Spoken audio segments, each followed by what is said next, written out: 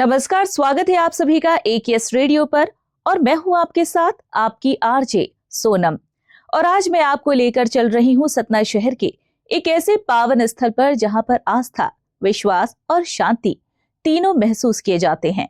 जी हां, मैं बात कर रही हूं गैवीनाथ मंदिर की, जो कि सतना से 35 किलोमीटर दूर बिरसिंहपुर में है। देखिए हमारी ये खास रिपोर्ट। गैवीनाथ मंदिर सतना शहर के प्रमुख धार्मिक स्थलों में से एक है।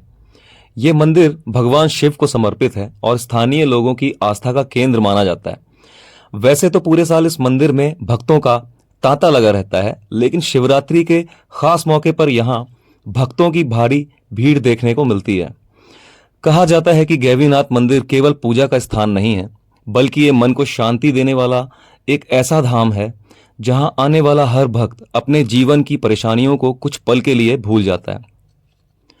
यहां जो भी भक्त सच्चे मन से अपनी मुरादें मांगता है तो बाबा उसे जरूर पूरी करते हैं। त्रेता युग में यह स्थान देवपुर कहलाता था। बता दें कि इस स्थान और गैवीनाथ मंदिर का वर्णन पद्म पुराण के पाताल खंड में मिलता है। कहा जाता है कि देवपुर में राजा वीर सिंह का राज हुआ करता था।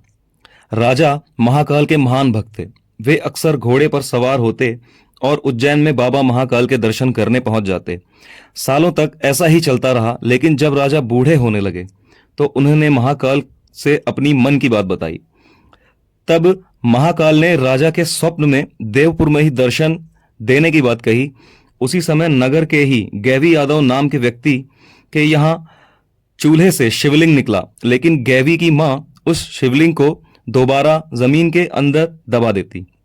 महाकाल एक दिन फिर से राजा वीर सिंह के स्वप्न में आए और बताया कि यह जमीन से निकलना चाहते हैं, लेकिन गैवी की मां उन्हें फिर जमीन में धकेल देती। आखिर में राजा गैवी के घर पहुंचे और जिस स्थान से शिवलिंग चूल्हे से बाहर आने का प्रयास कर रहा था, उस स्थान पर एक भव्य मंदिर का निर्माण करवाया और महाकाल के आदेश के अनुसार भगवान शिव इस स्थान पर गैवीनाथ के रूप में प्रतिष्ठित हुए। गैवीनाथ मंदिर में स्थित शिवलिंग को भगवान महाकाल का भी रूप माना जाता है। दूसरी कथाओं के अनुसार ऐसा कहा जाता है कि आज से 317 साल पहले 1704 में मुगल आक्रांता औरंगजेब हिंदू मंदिरों को नष्ट करने के क्रम में इस स्थान पर पहुंचा था। औरंगजेब के साथ उसकी सेना भी थी।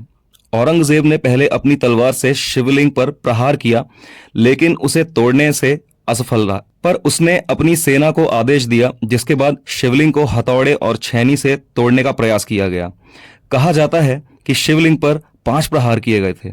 पहले प्रहार में शिवलिंग से दूध निकला, दूसरे प्रहार में शहद, तीसरे प्रहार में खून और चौथे प्रहार में गंगा जल।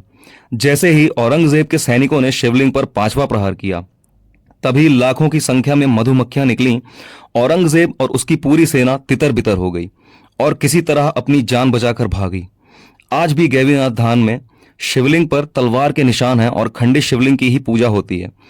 हिंदू धर्म में खंडित मूर्तियों की पूजा प्रतिबंधित है, लेकिन गैवीनाथ धाम देश का इकलौता मंदिर है जहां खंडित शिवलिंग की पूजा की जाती है।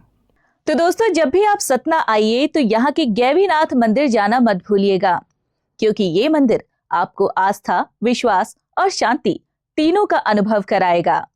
तो आज के इस खास कार्यक्रम में मेरे साथ इतना ही। मुझे दीजिए इजाजत। नमस्कार।